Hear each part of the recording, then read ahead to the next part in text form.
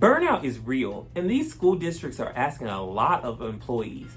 I don't know about you, but this has been a tough year.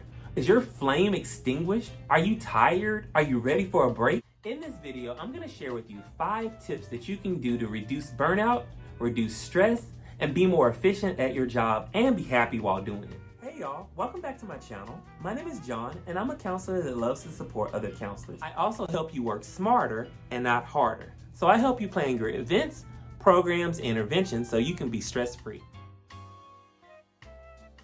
Tip number 1, set boundaries. Part of the reason that educators are burned out is because we spend all day making decisions. Teachers make 1,500 decisions every day. That's a lot of decisions. And you're wondering why when you get off work, you can't decide where you want to eat? Because you've made so many decisions throughout the day. That's why.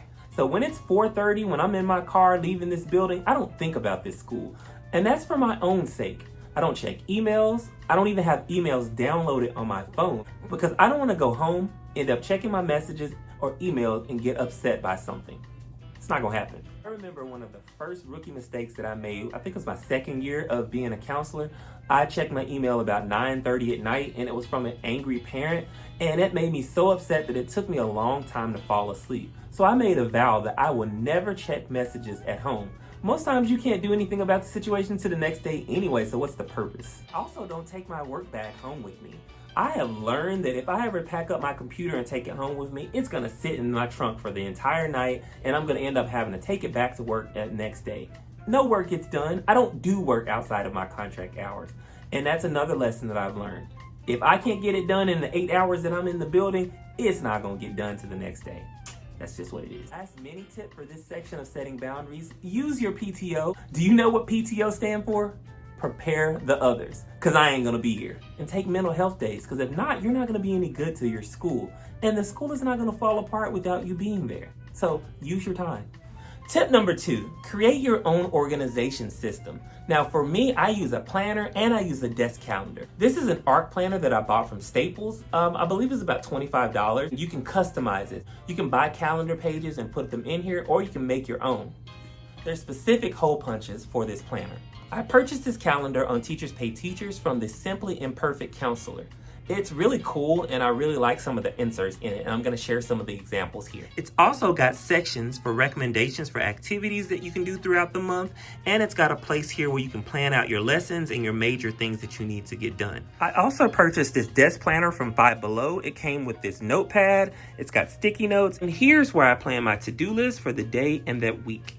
My Outlook calendar to plan my major events and meetings for the week. I have it color coded based on the different type of meeting that it is. I have hall duty, so for transitions I have to monitor students, so I set alarms on my phone to go off about 3 minutes before the bell so that I can get in position to receive and monitor students.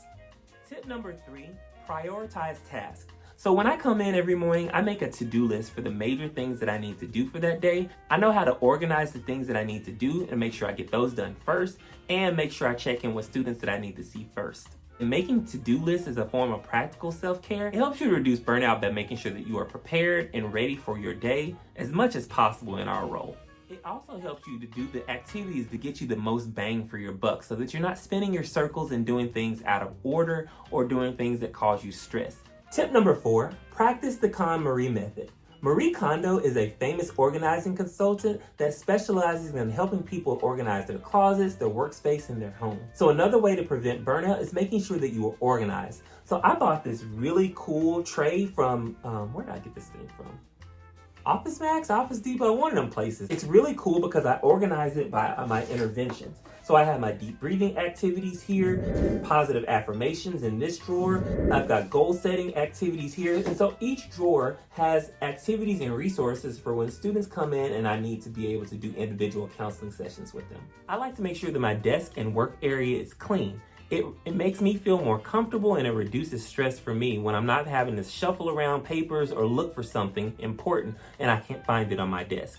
Here's what the top of my desk looks like when I leave. It has my planner, my desk organizer, a couple of little knickknacks, my bulletin board, and my file organizers. I try to make sure that I leave this desk organized. I don't have paper shuffled all over the place, because when I come in the next day, it helps me feel more comfortable and relaxed so that I'm ready to tackle the day. Not only does MariKondo teach you tips about helping to organize your workspace, your life, your office, your home, she also recommends that you do things that bring you joy. I like planning different awareness months like Black History Month, Hispanic Heritage Month, Red Ribbon Week, different things like that. I also like planning Tier 1 SEL lessons, individual sessions, and small groups for my students. Another example of being organized is helping to declutter your email.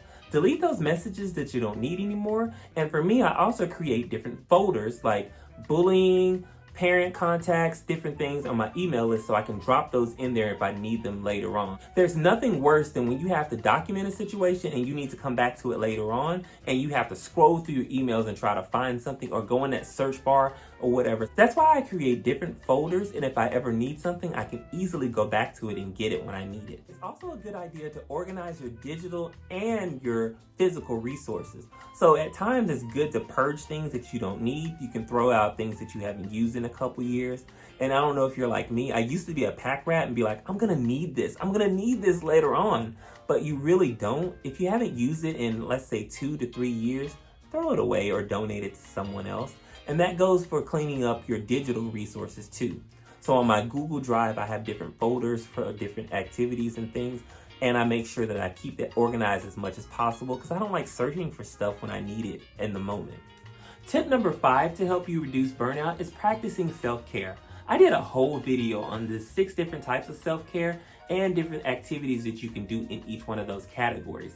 Self-care doesn't have to be something that's really hard, time-consuming, or costs a lot of money. It can be something that's easy, inexpensive, and takes a little bit of time, but it's so important for your physical and your mental health. When I feel like I need a break, I go take my computer and I work outside, or I go for a walk on the track. This helps me clear my mind, get some fresh air, and get a change of scenery. I make sure that I take my lunch every single day.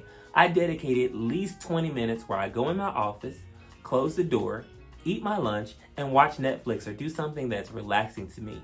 I do not use that time to check emails or do work-related things. I use that time simply for me. You're probably thinking, I don't have time to do that throughout the day. You have to make time for yourself. Again, the school is not gonna fall apart if you take a 10, 15-minute break to eat. You have to eat because otherwise you're not gonna have the fuel to do the things that you need to do, and you're not gonna be any good to the students, the teachers, or the parents or families. So burnout can be caused by so many different things. Unrealistic expectations set for us. There's a million things that need to be done. There's students that need to see you. There's crises going on all over the place. But you have to make sure that you are doing the things to take care of yourself, because if you can't, you're not going to be able to take care of someone else. So these are things that you can do to reduce stress and make sure that you are working efficiently to meet your needs and the needs of other people. So I'm going to share with you on the screen 2 videos, one on simple things that you can do for self-care, and another one is activities that you can promote self-care with your staff or your colleagues. Both of them are great videos. I would encourage you to go watch them and learn something and take that back with you. So please subscribe to this channel and like this video if this message resonated with you.